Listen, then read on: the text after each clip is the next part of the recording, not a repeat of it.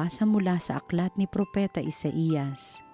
Noong mga araw na iyon, ipinasabi ng Panginoon kay Akaz, "Humingi ka sa akin ng palatandaan, maging sa kalaliman ng Sheol o sa kaitaasan ng langit." Sumagot si Akaz, "Hindi po ako hihingi, hindi ko susubukin ang Panginoon." Sinabi ni Isaías, "Pakinggan mo, sambahayan ni David, kulang pa ba ang galitin ninyo ang mga tao na pati ang aking Diyos ay inyong niyayamot? Kaya nga't ang Panginoon na rin ang magbibigay ng palatandaan.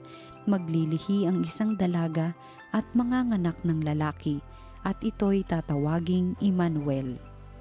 Ang salita ng Diyos. Ang Panginoo'y darating, siya'y dakilang hari natin. Ang buong daigdig lahat ng naroon, may-ari ang Diyos ating Panginoon. Ang mundo'y natayo at yaong sandigay ilalim ng lupa, tubig kalaliman. Ang Panginoo'y darating, siya'y dakilang hari natin. Sino ang marapat umahon sa burol ng puon, sinong ang aahon? Sinong papayagang pumasok sa templo, sinong tutulutang pumasok na tao? Siya na malinis ang isip at buhay, na hindi sumamba sa Diyos-Diyosan, tapat sa pangako na binibitiwan. Ang Panginoo'y darating, siya'y dakilang hari natin. Ang Panginoong Diyos pagpapalain siya, ililigtas siya at pawawalang sala. Gayon ang sino mang lumalapit sa Diyos, silang lumalapit sa Diyos ni Jacob. Ang Panginoo'y darating, siya'y dakilang hari natin. Ang mabuting balita ng Panginoon ayon kay San Lucas. Nang ika-6 na buwan na ng pagdadalang tao ni Elizabeth, ang Anghel Gabriel ay sinugo ng Diyos sa Nazaret, Galilea, sa isang dalaga na ang pangalay Maria. Siya ay nakatakdang ikasal kay Jose, isang lalaki buhat sa lipi ni Haring David. Paglapit ng anghel sa kinaroroonan ng dalaga, binati niya ito, "Matuwa ka, ikaw ay kalugod-lugod sa Diyos," wika niya. "Sumasa iyo ang Panginoon." Nagulumihanan si Maria sa gayong pangungusap at inisip niyang mabuti kung ano ang kahulugan niyon. Kaya't sinabi sa kanya ng anghel, "Huwag kang matakot, Maria, sapagkat kinalulugdan ka ng Diyos. Makinig ka, ikaw ay maglilihi at manganganak ng isang lalaki, at siya'y tatawagin mong Jesus. Magiging dakila siya at tatawaging anak ng kataas-taasan. Ibibigay sa kanya ng Panginoong Diyos ang trono ng kanyang amang si David. Maghahari siya sa angkan ni Jacob magpakailanman, at ang kanyang paghahari ay walang hanggan." "Paanong mangyayari ito gayong ako'y dalaga?" tanong ni Maria.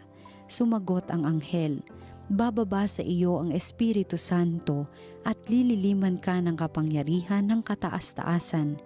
Kaya't banal ang ipanganganak mo at tatawaging anak ng Diyos. Natatandaan mo ang iyong kamag-anak na si Elizabeth. Alam ng lahat na siya'y baog, ngunit naglihi siya sa kabila ng kanyang katandaan, at ngayoy ika-6 na buwan na ng kanyang pagdadalang tao, sapagkat walang hindi mapangyayari ang Diyos." Sumagot si Maria, "Ako'y alipin ng Panginoon, mangyari sa akin ang iyong sinabi." At nilisan siya ng anghel. Ang mabuting balita ng Panginoon. Pinupuri ka namin, Panginoong Hesukristo. Magandang araw po sa inyong lahat. Ating pagnilayan ang salita ng Diyos, salita ng buhay. Ang crying room o sa Italiano ay stanza delle lacrime ay isang maliit at simpleng silid na matatagpuan sa tabi ng Sistine Chapel sa Batikano. May malalim itong kasaysayan at layunin sa tuwing may bagong papa na nahahalal sa simbahang Katolika. Matagal nang bahagi ng tradisyon ng Papal Conclave na pagkatapos na bumoto ang mga kardinal at may isang tinanggap ng pagkakahalal bilang papa, agad-agad siyang dinadala sa silid na ito bago siya humarap sa mundo bilang bagong Santo Papa. At tinawag itong crying room dahil ayon sa tradisyon, dito raw madalas napapaiyak ang bagong Papa. Hindi dahil sa lungkot, kundi dahil sa bigat ng responsibilidad na kanyang tinanggap. Maraming papa sa kasaysayan ang nagbahagi na sa sandaling iyon, lubos nilang nadama ang kanilang kahinaan bilang tao at ang napakalaking tungkuling gumabay sa buong simbahan. Ang silid ay nagsisilbing paalala na ang pagiging papa ay hindi karangalan kundi isang mabigat na paglilingkod, isang pagtanggap sa krus ng pamumuno, sakripisyo, at ganap na pag-aalay ng sarili sa simbahan. Kaya naman ang crying room ay isang makapangyarihang simbolo ng kababaang loob. Pinapakita dito na kahit ang pinakamataas na pinuno ng simbahan ay nananatiling tao, umaasa sa biyaya ng Diyos, nangangailangan ng lakas ng Espiritu Santo at handang umiyak sa harap ng napakalaking tawag ng misyon. Sinasabi nila na yung mga kardinal ay kinakausap yung kandidato na magiging Santo Papa. Sinasabi nila, huwag kang tatanggi. Lakasan mo ang iyong loob at tanggapin mo ang responsibilidad. Magtiwala ka sa grasya ng Diyos. At kapag tinanggap naman ito ng bagong Santo Papa, ay nagiging daluyan siya ng grasya ng Diyos. Marahil ganon din ang naramdaman ni Maria nung sinabihan ito ng anghel na magiging ina siya ng anak ng kataas-taasan. Kailangan daw, sabi ng anghel, na palakihin niya ang anak niyang bibigyan ng trono ni David at ito'y maghahari magpakailanman. Isipin natin, alokin ka ba naman ng ganito kalaking responsibilidad gayong nasa mga 14-15 years old ka pa lang? Ay madaling paghinaan ng loob, madaling matakot at tumanggi sa responsibilidad. Pero dahil sa kanyang pagnanais na paglingkuran ng Diyos at sumunod sa kalooban nito, si Maria ay pumayag at sinabi niya, "Ako'y alipin ng Panginoon, mangyari sa akin ang iyong sinabi." Sa madaling salita, I accept. Napakatapang. What courage from Mary.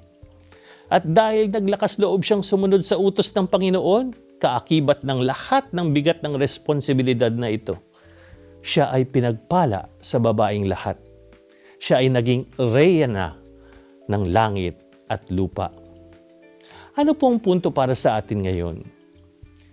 Hindi natin mararanasan ang biyaya kung wala tayong tapang at lakas loob na tuparin ang kalooban ng Diyos.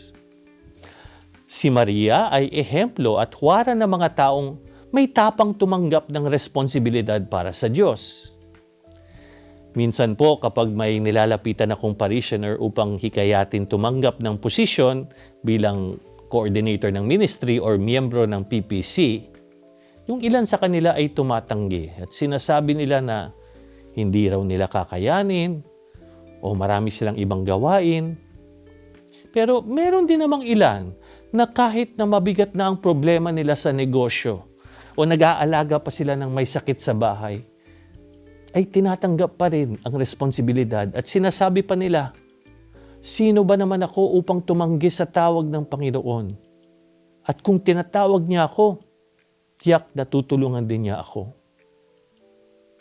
Alam niyo po, likas din sa kababaihan, lalo-lalo na sa mga ina, ang buong tapang na handang magsakripisyo para sa pagmamahal.